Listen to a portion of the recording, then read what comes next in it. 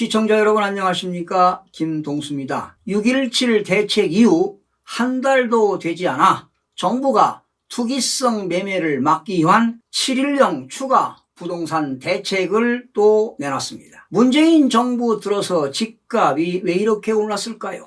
한마디로 잦은 부동산 대책 발표가 원인입니다. 사실 부동산 대책을 발표할 때마다 가격이 올랐습니다. 갭 투자자와 다주택자들은 정부 정책보다 한 발 앞서가고 있습니다. 정부는 3년간 뒷북 정책으로 일관했습니다. 정부는 메뚜기꾼들이 어떠한 행동을 하고 있는지, 또한 정부는 그들이 하고 있는 행동을 알고 있는지도 궁금합니다. 어쩌면 알고 있을 것입니다. 서울 지역과 수도권 지역에 있는 여러 곳의 개업 공인중개사 사무실을 방문해 보면은요, 한결같이 지방에 있는 투기꾼들은 서울과 수도권으로, 그리고 서울의 투기꾼들은 지방 광역시로 백화점 쇼핑하듯 아파트를 사들이고 있습니다. 이렇게 수요가 증가하니 당연히 집값은 올라갈 수밖에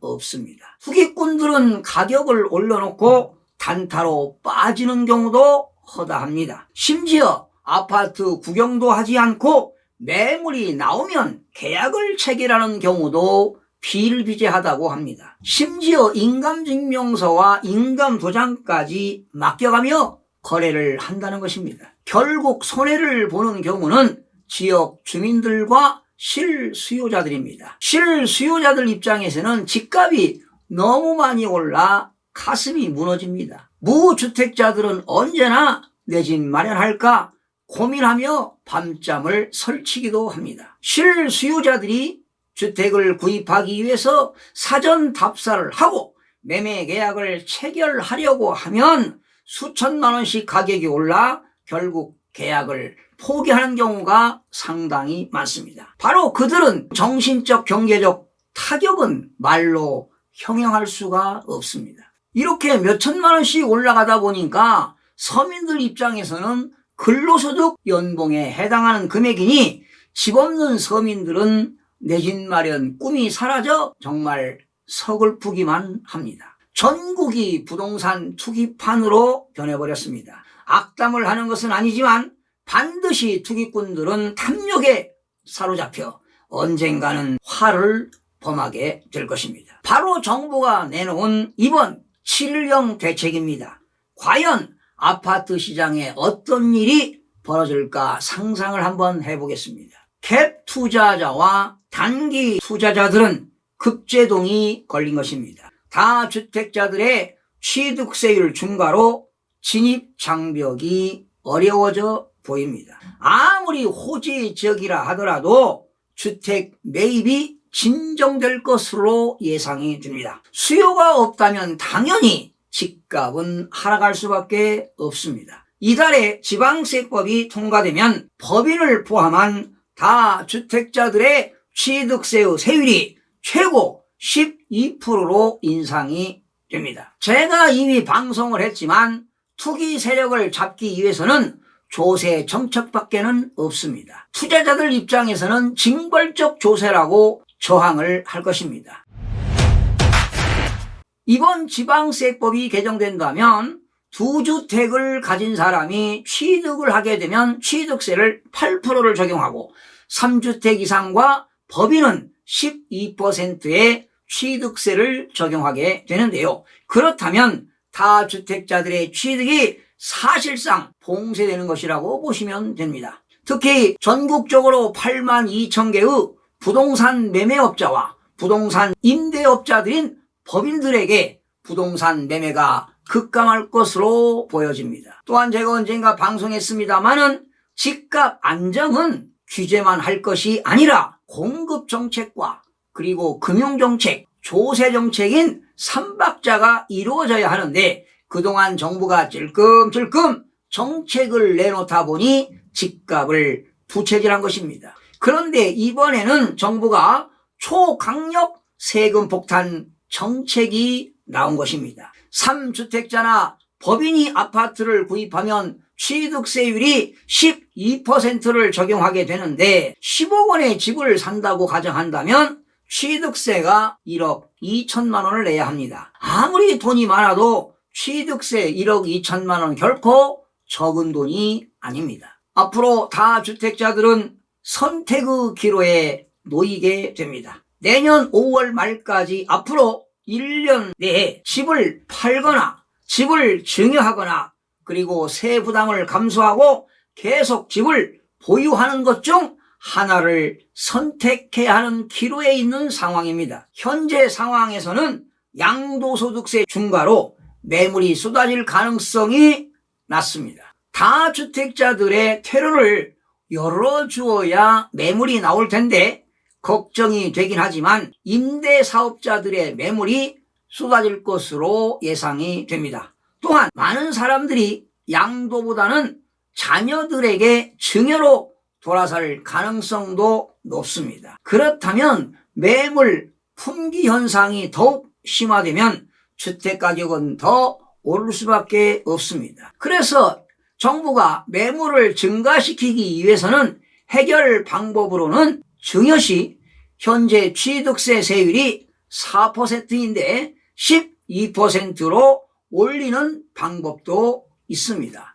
그렇다면 부모들이 자녀에게 증여하는 것보다 오히려 양도하는 것이 세금이 더 줄어들 수도 있습니다. 아마도 정부는 보완책으로 내놓을 것으로 봅니다. 아무리 자본주의 사회라고는 하지만 이 땅 위에 투기 세력들은 반드시 퇴출시켜야 합니다. 참으로 어려운 난제들입니다.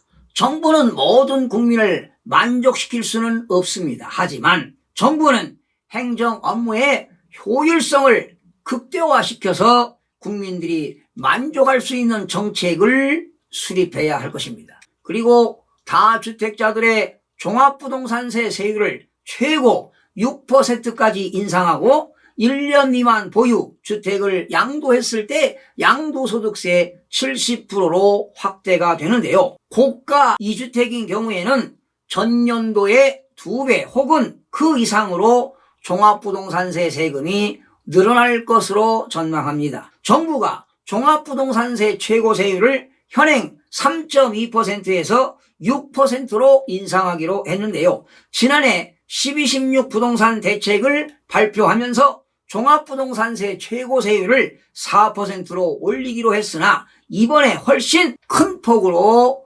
높였습니다. 예를 들어서 공시가격이 30억 원이면 종합부동산세 세부담이 3천만 원이 넘는데 한 달에 평균 250만 원 이상 세금을 감당해야 할 것입니다. 그래서 아파트 가격이 상승하는 것도 바람직하지 않다는 것입니다. 이렇게 다주택자들 때문에 1주택자들이 여러모로 손해를 보는 경우도 있습니다. 조정 대상 지역에서 시가 합계 30억 원의 다주택을 보유한 A씨는 올해 말 1,467만 원의 종합부동산세를 내야 되는데 내년 말에는 종합부동산세 세율 인상으로 3,787만 원을 납부해야 합니다. 그렇다면 1년 새 종합부동산세가 2.6배 가까이 급증하는 것입니다. 내년 6월 1일을 기준으로 인상 종합부동산세 세율이 적용되기 때문에